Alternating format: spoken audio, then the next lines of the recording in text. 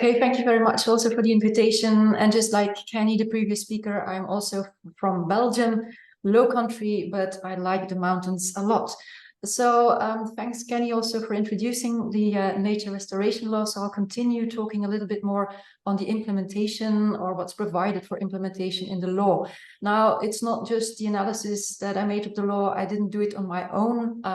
We have now a legal working group at the Society for Ecological Restoration, which is predominantly a science group, but we established a legal working group in December of last year. And the first thing that we did for the past couple of months is analyzing the nature restoration law. Now, we put a couple of documents already together on this nature restoration law, and you can find them all at the websites of SER Europe. So what's our overall assessment of the law? It is very positive, or at least the proposal of the Commission is very positive. It's very holistic. It is about biodiversity and climate change. It has a very good science basis. It's also legally sound. It works. It's addition to existing legislation. It has binding targets and so on. So it's really legally also a very good document. Also, one of the arguments we hear against it is, well, take away legal certainty. Well, we came to the opposite conclusion, that it will provide more legal certainty as it has clear obligation and deadlines, but also with making nature more resilient, there will be more leeway for sustainable human activities. And we see in certain countries like the Netherlands, like in Flanders, we have nitrogen crisis. And that is because of the fact that we didn't do anything or not enough in the past. And so our nature is so much degraded that it's very difficult to get additional permits for new activities. And nature restoration could help in reversing this negative trend. One of the myths that we also try to debunk with the legal working group is that member states will lose all margin of appreciation and that Brussels will dictate everything. Well, of course, that's not true, because the where and how you will take restoration measures were to be decided at a national level. And also there are exceptions possible. So what about the implementation? And there is still a long way to go. And Kenny said it's a regulation, but of course the implementation needs to be done. And first of all, maybe on the overall goal is that 20% restoration measures should be put in place by 2030, and in all ecosystems in need of restoration by 2050. What we are lacking a bit is sort of like an effort sharing mechanism between member states, and like we have for climate change, as you can see here on the bottom of the slides. So it's not entirely certain how member states will contribute to reach this overall goal. And our advice with the legal group was to at least have something explicit in the national restoration plans on how each member state will contribute to the overall goal. So the national restoration plans, that's the main mechanism to implement it at a national level. And those plans have a time frame up to 2050 with intermediate deadlines. The plans should be science-based, which I think is very important. They will also be assessed by the Commission, and they will be reviewed at least every 10 years.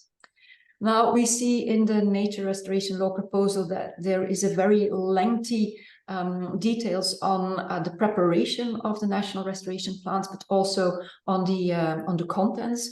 I'm not going to read everything here, but these are some of the elements that member states need to do in preparation. They need to quantify the area that need to be restored.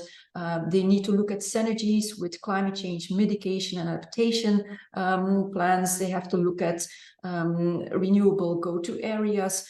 They also have to take into account, obviously, what's already going on in Natura 2000 sites, also look at the financial frameworks.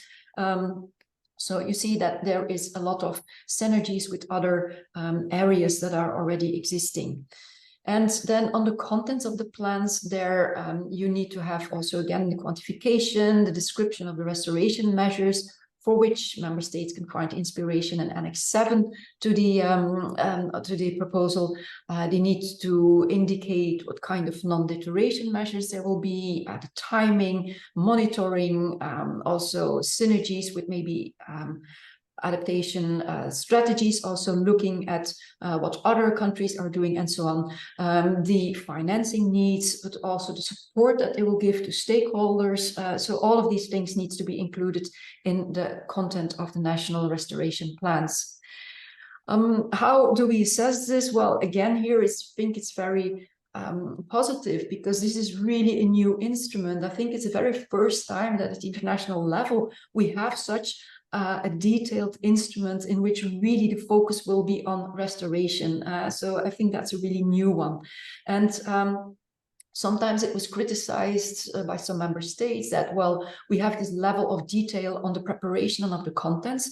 But as lawyers, we think this is really positive, because then, of course, you can have a really effective regulation, and it also is really important for the level playing field among the member states. Also, the fact that it's not standing on its own, but it explicitly relates to all the other plans and measures, be it on biodiversity, be it on climate change, on renewables. This is really making sure that it's a holistic instrument. Obviously, the European Commission has an important role to play. They will provide a uniform format for the national restoration plans.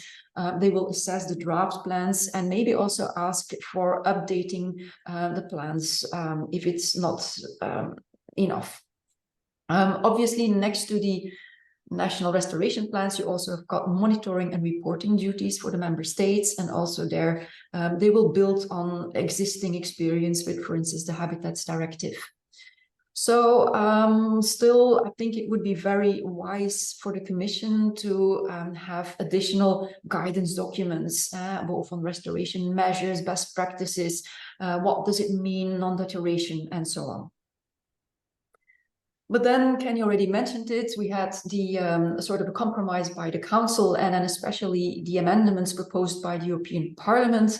And I hate going downhill when I'm in the mountains, and I also hate what the Parliament has been doing so far with the Commission proposal, because really, they have been weakening it to such an extent that it turns into sort of an empty box. And we actually see 4 ways in which they are weakening the proposal. Kenny already mentioned it. They are downgrading the law, they are reducing the ambition. Another way is that they are making the margin of appreciation really big for the member states. And I included many examples just to show you how much they are weakening the law. And I'm not going into detail on every aspect. I don't have the time to do this. So I'll just skip this slide. But for instance, here also the margin of appreciation, and you see that now the member states can take into account the diversity of the different regions, including population density, which for a country like the Netherlands and Flanders, they will easily say that, wow, we're densely populated, so we can't do the restoration. We leave that up to the countries which had a lot of mountains and so on. So that's really weakening the law in that sense. Another example is that they're really reversing priorities in the sense that, well, restoration should be, first of all, be science-based, and it should be, first of all, about restoring nature.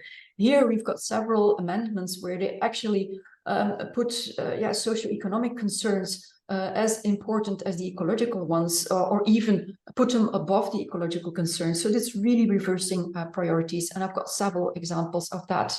And again, I'm not going into detail, but you can see the type of things they have been adding to the original proposal.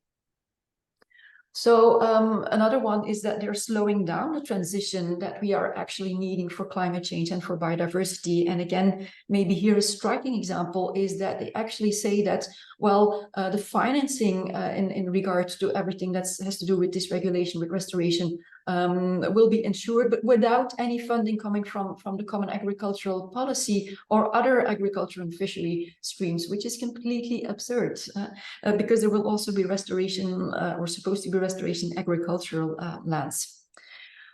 So what's the assessment of those amendments? I think it's clear they really turn it into an empty box. They take away the added value of the law, and on top of that, they exist undermining the existing legislation, like the Habitats Directive, and it's really disregarding science and good law making.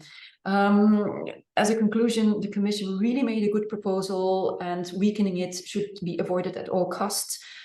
Without it, we will not be able to solve neither the biodiversity, neither the climate crisis. And it is really necessary for legal certainty and also the level playing field amongst member states. So what are we aiming at? Well, we should be aiming for the top, but unfortunately it can go either way. So thanks for listening.